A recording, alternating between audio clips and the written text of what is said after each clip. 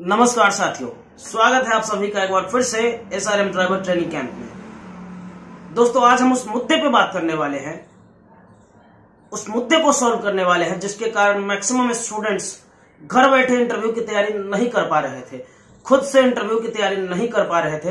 तो आज हम क्लियर करने जा रहे हैं आपके इंटरव्यू के सिलेबस को, ताकि आप घर बैठे यूट्यूब चैनल के माध्यम से या फिर इंटरनेट के माध्यम से या फिर किताबों के माध्यम से उन टॉपिक्स को कवर करके इंटरव्यू की तैयारी कर पाए। किसी कैंप विशेष या फिर किसी व्यक्ति विशेष पे डिपेंडेंट ना रहे कि इंटरव्यू की तैयारी वहीं से होगी तो हम करेंगे। इसलिए सीधे चलते हैं सिलेबस पे। और अगर इन टॉपिक्स को आपने कायदे से कवर किया तो एक भी सवाल नहीं छूटेगा आपके बिहार पुलिस ड्राइवर 1722 की जो वैकेंसी आई है उसके एग्जाम में, आपके उसके ओरल टेस्ट में एक भी क्वेश्चन नहीं छूटेगा अगर इन सारे टॉपिक्स को आपने कवर कर लिए। जो टॉपिक्स ज्यादा इंपॉर्टेंट है उस पर हमने 3 स्टार लगाया है, उसको कभी मत छोड़ना।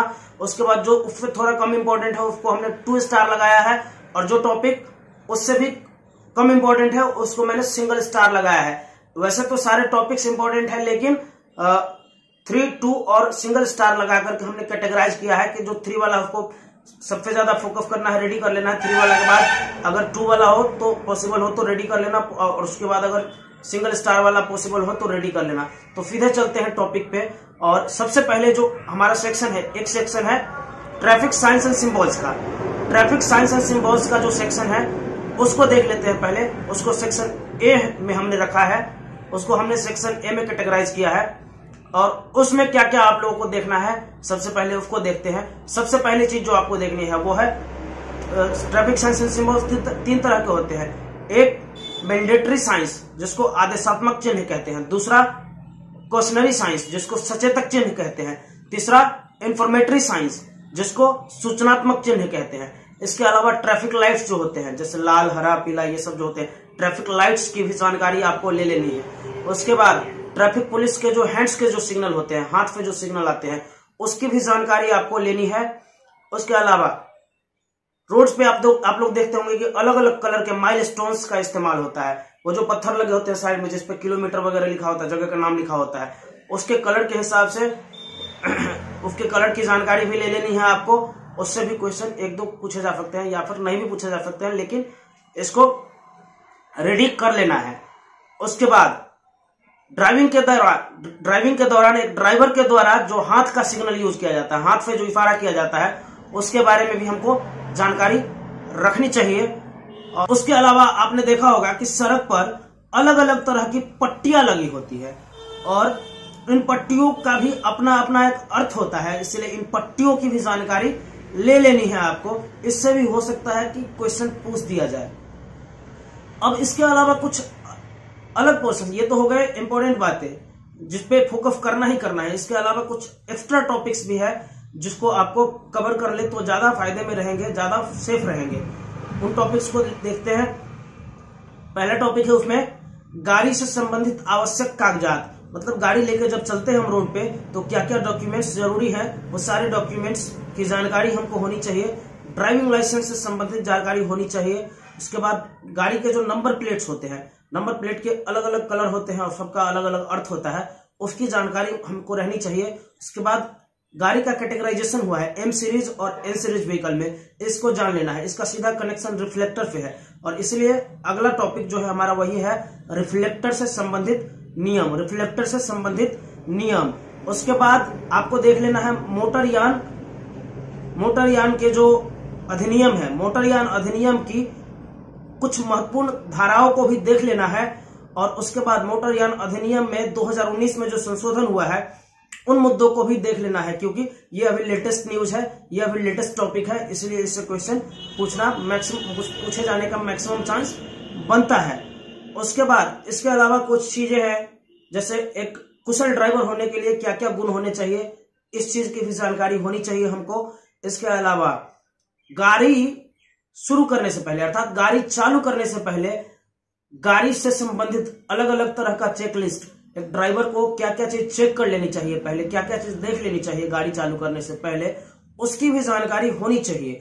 इसके अलावा हमको इस बात की भी जानकारी होनी चाहिए कि विषम परिस्थितियों में, जैसे अलग अलग परिस्थिति हो, जैसे आंधी, तूफान, बारिश, पहाड़ पे गाड़ी चलाना, घाटी में गाड़ी चलाना, फिसलन युक्त रोड में गाड़ी चलाना, पानी में गाड़ी चलाना, कीचड़ युक्त रोड में गाड़ी चलाना, बजरी वाले रोड पे गाड़ी चलाना, इन परिस्थितियों में गाड़ी को कैसे हैंडल करें इसकी भी जानकारी ले ले तो ज्यादा सेफ रहेंगे। और उसके बाद आपात स्थिति में आप अपने आप को कैसे संभालेंगे, आपात स्थिति में आप अपने गाड़ी को कैसे संभालेंगे। जैसे आपात स्थिति कहने का मतलब है गाड़ी चल रही है, एक पंक्चर हो गई, गाड़ी चल रही है, एक टायर बस्ट हो गई, गाड़ी चल रही है, एक ब्रेक फेल हो गया, गाड़ी चल रही है, एक स्टीयरिंग फेल हो गया। तो वैसे इस टाइप के कंडीशंस को आप कैसे हैंडल करेंगे, इससे कैसे निपटेंगे, इसकी भी जानकारी अगर ले ले तो इंटरव्यू में ज्यादा सेफ रहेंगे आप, क्योंकि हो सकता है कुछ क्वेश्चन इससे भी आ जाए।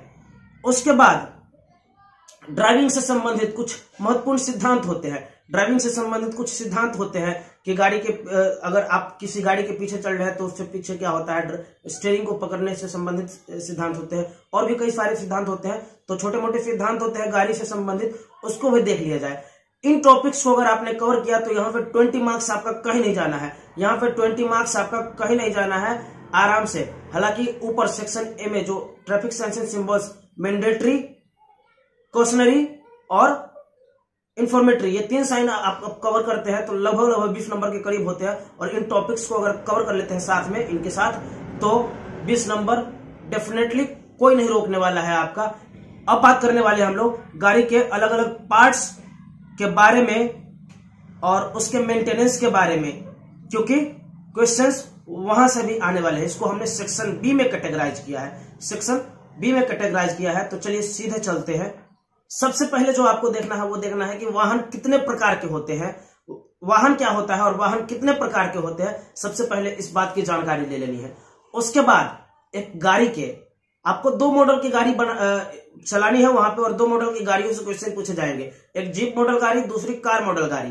तो आप जीप मॉडल और कार मॉडल दोनों गाड़ी के एक्सटीरियर मतलब कि गाड़ी के बाहरी भाग जो होते हैं उसकी जानकारी ले ले। हो सकता है उसके बाहरी पार्ट्स से संबंधित क्वेश्चन पूछ दे, उसके नाम से संबंधित क्वेश्चन पूछ दे, तो बाहरी पार्ट्स के सभी पार्ट्स को जान ले। उसके बाद एक्सटीरियर्स जान जाए तो गाड़ी के केबिन के अंदर जो पार्ट्स जिसको इंटीरियर कहते हैं उसके एक एक पार्ट का नाम आपको पता होना चाहिए। हो सकता है उससे भी क्वेश्चन आ जाए। तो गाड़ी के एक्सटीरियर और इंटीरियर का पता चल जाए।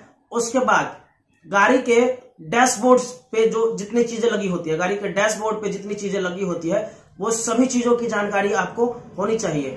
और डैशबोर्ड पे अलग अलग तरह के मीटर्स भी लगे होते हैं, तो गाड़ी में प्रयुक्त विभिन्न प्रकार के मीटर और गेज की भी जानकारी होनी चाहिए। और जब इसकी जानकारी हो जाएगी तो गाड़ी में अलग अलग तरह के लाइट्स भी होते हैं, ध्यान रखेंगे। अलग अलग तरह के लाइट्स और उसके काम क्या है, उसके नाम क्या है, उसकी जानकारी आपको होनी चाहिए। इससे भी क्वेश्चन पूछे जा सकते हैं। जब ये टॉपिक्स कवर हो जाए तो आपको सीधे चलना है बोनट के नीचे। गाड़ी के बोनट के नीचे क्या क्या आते हैं, उन पार्ट्स के नाम क्या है और उनका बेसिक कार्य क्या है। ज्यादा डीप नहीं जाना है दोस्तों, ध्यान रखना है कि ज्यादा डीप किसी भी टॉपिक में नहीं जाना है, क्योंकि आप एक ड्राइवर बनने जा रहे हैं, मैकेनिकल इंजीनियर या फिर ऑटोमोबाइल इंजीनियर नहीं बनने जा रहे हैं। और इसलिए सिर्फ बेसिक कार्य आप जानेंगे, ना कि ज्यादा डीप जानेंगे।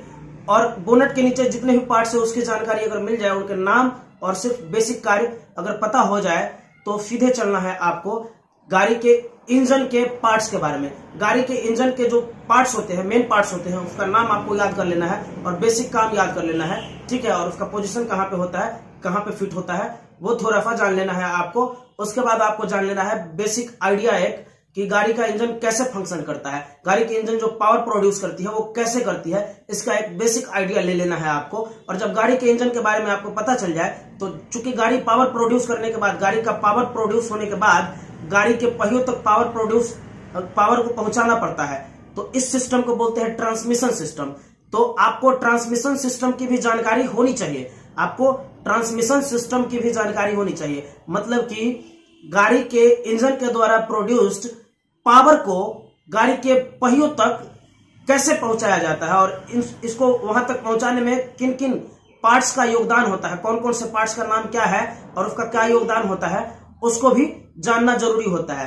तो इंजन का फंक्शन और ट्रांसमिशन सिस्टम, यहां से भी क्वेश्चन हो सकते हैं आपके इंटरव्यू में। अगर इन टॉपिक्स को अगर आप रेडी कर लेते, ये हिट लिस्टेड टॉपिक है, तो आप बहुत ज्यादा सेफ माने जाएंगे। अब ट्रांसमिशन सिस्टम क्लियर हो गया, तो आपको थोड़ा सा लुब्रिकेशन सिस्टम भी देखना, थोड़ा सा नहीं, अच्छा सा देखना है, लुब्रिकेशन सिस्टम देखना है। लुब्रिकेशन सिस्टम, गाड़ी के लुब्रिकेशन सिस्टम में जो पार्ट्स यूज होते हैं उसके नाम पता होना चाहिए और थोड़ा बहुत उसका बेसिक कार्य पता होना चाहिए। लुब्रिकेंट्स कितने प्रकार के होते हैं, जैसे ग्रीस होता है, इंजन ऑयल होता है, और भी कई तरह के लुब्रिकेंट्स होते हैं जो गाड़ी में यूज होते हैं। कम से कम एटलीस्ट उतना लुब्रिकेंट्स का नाम और उसका जो फंक्शन होता है वो पता होना चाहिए आपको। और लुब्रिकेंट्स के जो उद्देश्य होते हैं, लुब्रिकेंट्स के जो फायदे और नहीं होने के जो नुकसान होते हैं, एटलीस्ट ये पता होना चाहिए लुब्रिकेंट्स के बारे में। तो लुब्रिकेशन सिस्टम से इतना ही ज्यादा ध्यान नहीं देना हमको आगे लुब्रिकेशन सिस्टम पे, लुब्रिकेशन सिस्टम में इतना काफी है। अब लुब्रिकेशन सिस्टम कंप्लीट हो जाए तो आपको थोड़ा सा फोकस कर लेना है वायरिंग सिस्टम पे। वायरिंग में प्रयुक्त कुछ पार्ट्स होते हैं, उसका थोड़ा सा नाम और बेसिक काम याद रखना है। ज्यादा वायरिंग में घुसना नहीं है हम लोगों को, ज्यादा वायरिंग में डीप लेवल पे नहीं जाना है। वायरिंग क्लियर हो जाए तो आपको गाड़ी की चेसिस अर्थात जिस स्ट्रक्चर पे पूरी गाड़ी की बॉडी चढ़ी रहती है उसकी भी बेसिक जानकारी और बेसिक कंपोनेंट्स कम से कम पता होना चाहिए।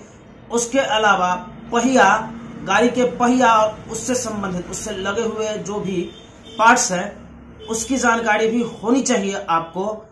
और एक चीज ध्यान रखेंगे कि जिन जिन गाड़ियों पे आपने प्रैक्टिस की है, आप जिन जिन गाड़ियों को चलाते हैं और या फिर जिन गाड़ियों का ताल्लुकात आपके टेस्ट से है, एटलीस्ट उन गाड़ियों की कुछ बेसिक जानकारी आपको होनी चाहिए। खासकर Bolero, Scorpio, Indigo CS, Sumo Victa और Sumo Gold, Swift Dzire, at least इन 5 गाड़ियों की जानकारी तो आपको होनी ही चाहिए।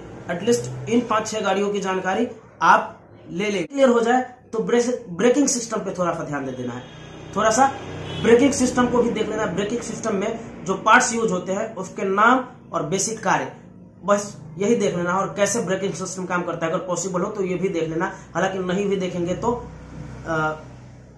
कोई ज्यादा तकलीफ नहीं आएगी, लेकिन अगर देख सकते हैं तो देख लीजिएगा, देख सकते हैं तो देख लीजिएगा। अगर ये सारे पोर्शन अगर आपने क्लियर कर लिया है तो अब ज्यादा कुछ नहीं बचता है। अब आपको ये देखना है कि वाहन के रखरखाव से संबंधित या फिर वाहन के मरम्मत के लिए जो औजार, इंस्ट्रूमेंट यूज होते हैं उसके नाम एटलीस्ट और उनके काम एटलीस्ट आपको पता होना चाहिए। और उसके बाद आपको थोड़ा बहुत ये भी पता होना चाहिए कि गाड़ी में छोटी मोटी जो सामान्य समस्याएं आती हैं वो क्यों आती है, मतलब उसके पीछे कारण क्या है और उसका समाधान क्या है, आपको ये भी पता होना चाहिए। मतलब इसको बोलते हैं रोड साइड मरम्मत, रोड साइड मरम्मत। तो विभिन्न औजारों और गाड़ी से संबंधित छोटी मोटी समस्याएं जो आती है उसके कारण और उसका समाधान आपको पता होना चाहिए। और गाड़ी के अगला जो टॉपिक हमको रेडी करना है वो ये कि गाड़ी के रखरखाव से संबंधित, गाड़ी के रखरखाव से संबंधित जो बेसिक जानकारी होती है, जो सामान्य बातें होती है, वो आपको पता होना चाहिए। और अंत में 1-2 टॉपिक्स है, एक्स्ट्रा टॉपिक्स जिसको आपको कवर कर लेना है, जैसे कि 2 स्ट्रोक और 4 स्ट्रोक इंजन में क्या फर्क होता है, डीजल इंजन में और पेट्रोल इंजन में क्या फर्क होता है। ध्यान रखेंगे दोस्तों, जब इंजन के बारे में पढ़ेंगे तो जब इंजन के बारे में तैयार करेंगे तो डीजल इंजन और पेट्रोल इंजन दोनों के बारे में आप लोग तैयार करेंगे। और लास्ट में एक टॉपिक बचता है जिससे क्वेश्चन ना के बराबर आने का चांस है, फिर भी आप देख लीजिएगा। अलग अलग तरह के फ्यूल होते हैं, जैसे पेट्रोल हो गया, डीजल हो गया, CNG हो गया, और तो इन तीनों के बारे में थोड़ी सी जानकारी रख लीजिएगा, बहुत ज्यादा नहीं लेकिन थोड़ी सी जानकारी रख लीजिएगा। अगर इन टॉपिक्स को आपने कवर किया तो मैक्सिमम चांस है कि इंटरव्यू में आप किसी भी एंगल से रिजेक्ट नहीं होने वाले हैं।